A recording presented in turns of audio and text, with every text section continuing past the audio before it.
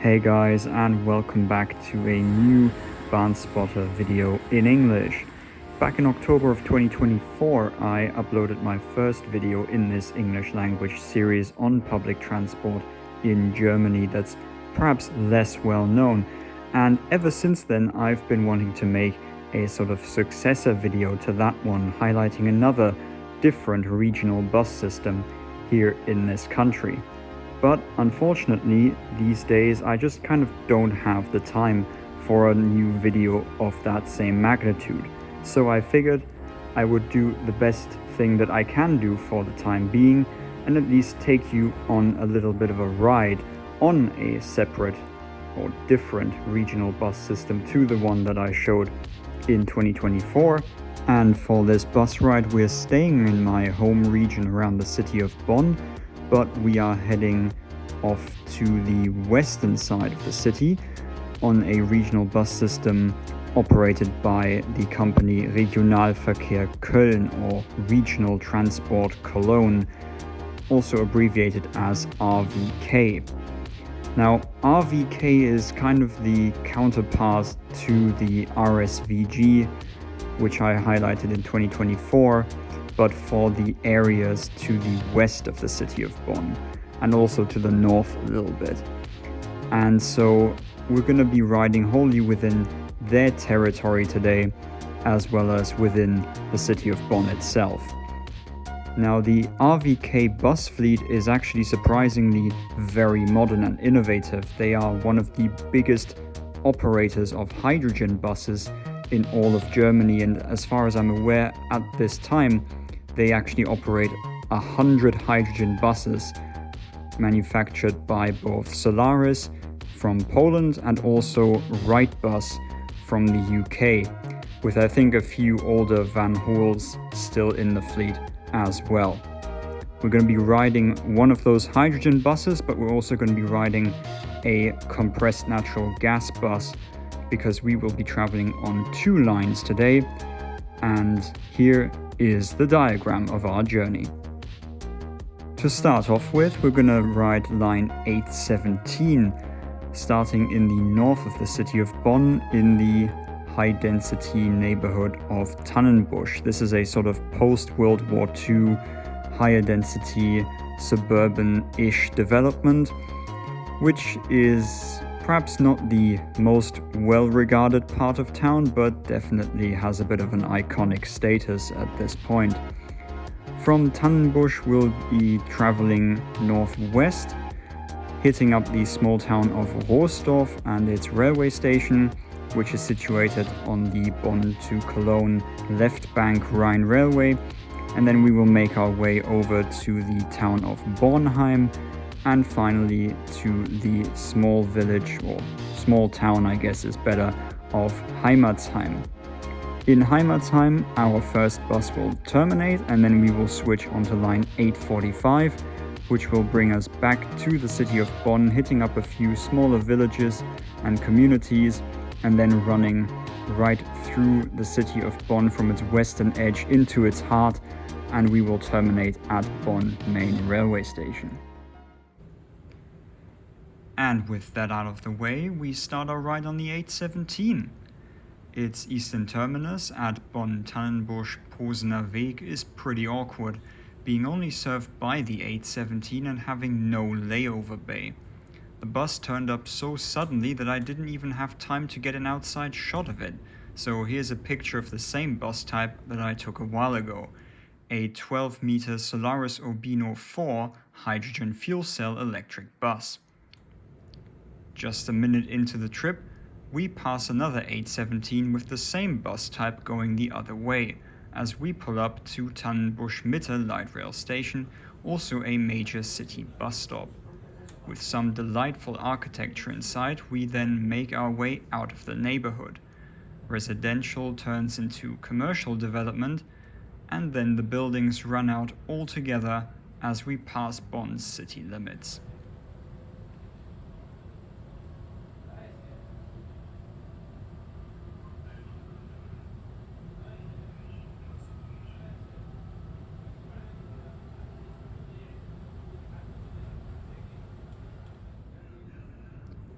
But soon there is more commercial all around us, as we traverse the office, retail and logistics park located right on the southern edge of Rostorf.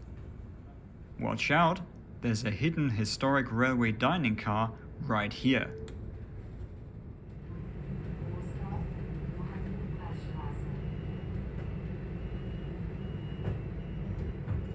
After admiring the view of the power lines stretching out in a straight line for all eternity, we reach Rostorf railway station, where we just missed the RB26 regional train to Cologne. Oh well, at least its passengers can get on our bus now. Twisting through the residential streets between Rostorf and Bornheim, we pass a Wrightbus Kite hydroliner, also operating on our line. We then encounter a stop sign that has been instrumentalized in the struggle between vegans and meat eaters before reaching some lower density residential areas, which we pass on our way to Bornheim's historical town center that still retains some rather imposing buildings.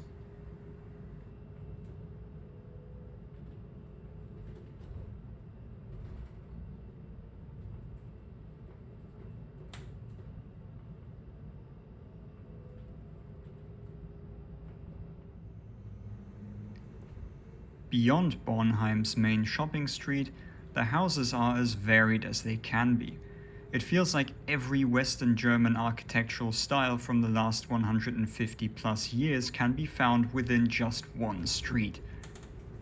Passing under the track of light rail line 18, which connects Bonn and Cologne via Bornheim, we reach the town's edge and finally the countryside.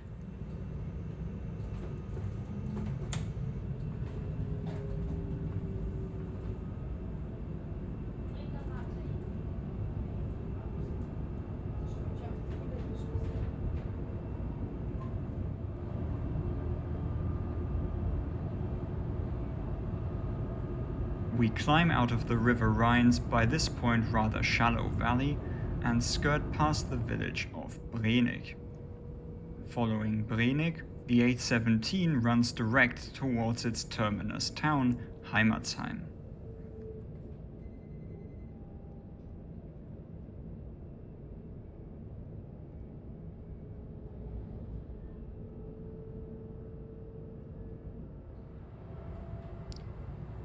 Here atop the hillside, the land has once again flattened out almost completely. Apart from regular farmers' fields, we also pass some fruit trees, but the fields dominate over the orchards in this area.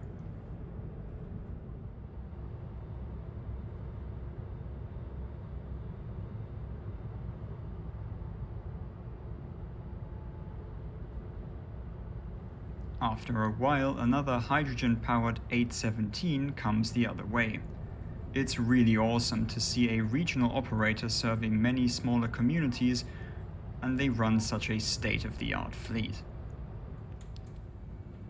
Entering Heimatsheim, we pass a CNG-powered Mercedes Citaro C2 and make our way through the commercial development on the edge of town towards the residential area. Instead of heading straight for its terminus, the 817 runs a looping route into Heimatsheim, serving many residential streets and a school first. Line 845, which we will change onto in a moment, also shares this route for a bit. Even this small town isn't safe though from some beautiful, boxy apartment buildings, but things get at least slightly better on our approach to the 817's western end, Heimatsheim-Frohnhof, right in the town center.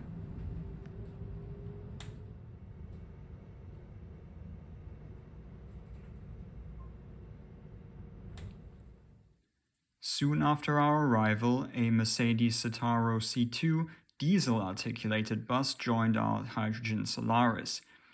He was not the bus I wanted to get out of Heimatsheim though, so I was slightly nervous, waiting until, with a few minutes to spare till departure, my ride back to Bonn, line 845, suddenly appeared, awkwardly stopping behind the two already parked buses, which is why I once again could only get a picture upon my arrival in Bonn. We are riding a pretty rare vehicle for this region right now, an MAN New Line City 12 meter running on natural gas. After navigating our way out of the residential streets, it started raining pretty strongly. A great time to appreciate being indoors, made especially easy by the Lion City's fantastic interior design. These really are my favorite transit buses and have been for a good while. We re-enter farmland, and in sharp contrast to hilly Heimatsheim itself, the landscape out the window is once again very flat. One thing that really becomes apparent on a trip like this is just how compact old Western German villages are. The streets are tiny, the houses are tightly clustered, and the sidewalks are sometimes barely wide enough to walk comfortably. On a bus, you will sometimes wonder if you're even meant to go through such a place. It's the total opposite to how villages look in the northeast around Berlin, where I grew up and where this channel started over 10 years ago.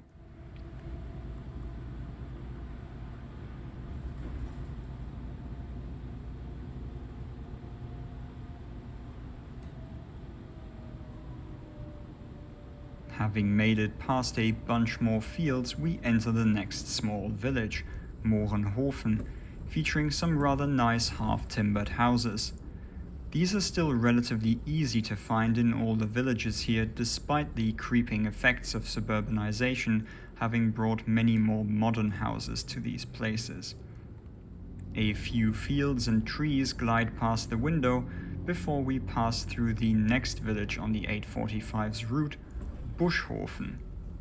Once again, a very quiet little place with a few supermarkets and shops for everyday life, but otherwise a surprisingly quaint character, considering it's right on the edge of what is Germany's most populous mega-region, the combined Rhineland-Ruhr metro area.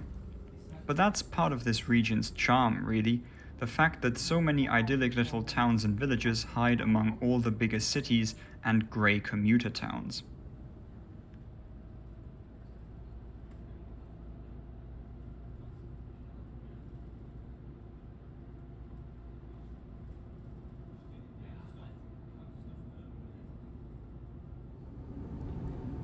Leaving Buschhofen behind, we thread the needle by passing right in between the populated areas of the town of Alfter, a suburb of Bonn and really a merger of several smaller communities with no real historical center that I'm aware of.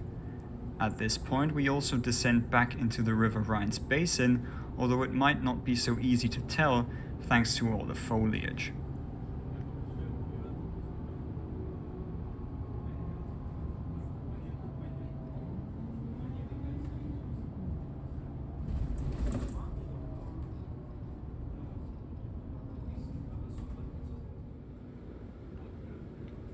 Rolling into Bonn, we arrive at Bonn-Duisdorf railway station, a major bus hub in the far west of the city and a stop on Bonn's oddball S-Bahn numbered S23 and currently still operated with diesel multiple units, although electrification is underway. Leaving Duisdorf station behind, we make our way back onto the main road that will carry us all the way to Bonn city centre and its main railway station. On this segment between Duisdorf and Bonn main station, the 845 operates as a skip-stop service, leaving out several less important stops in its timetable. This has very little practical value in regular service though, apart from reducing the number of potential boardings within the city, I guess. The problem is that the 845 and its sister on this leg of the journey, the 800, frequently gets stuck behind ordinary buses that are scheduled to make all stops here, because there aren't always passing opportunities at every bus stop. And since buses are not required to stop when nobody on board requests it and when nobody's waiting at the stop, an ordinary bus may also skip stops just like the 845 and 800 do. So these dedicated skip stop schedules provide basically zero time savings in practice. One of the most interesting stops on this segment of the 845 is at Rochusstraße Bundesministerien, where we serve several government ministries. Despite no longer being the German capital, Bonn is still the primary home of several government ministries, including the Defense Ministry, as well as a whole host of other government offices and agencies.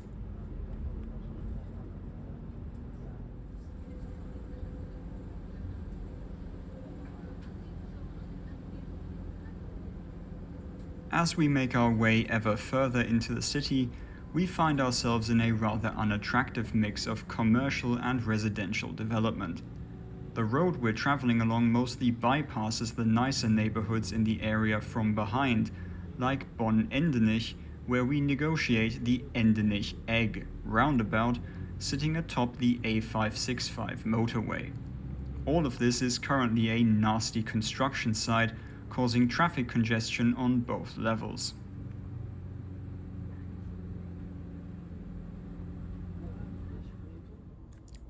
Drawing closer to the inner city, we get stuck behind bus line 610, another regular city bus line scheduled to make all stops and indeed blocking our way several times because of that.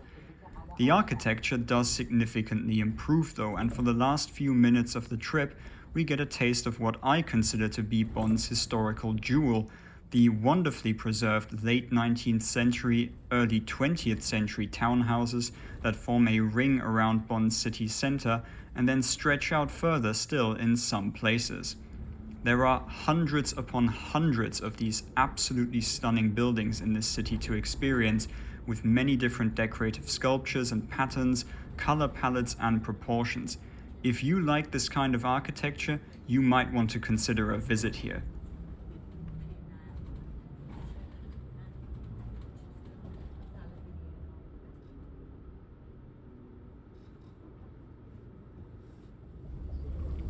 Finally, we pass underneath the tracks of the left bank Rhine Railway and run along the frontage of Bonn main station, before pulling into the ever chaotic bus station and ending our journey.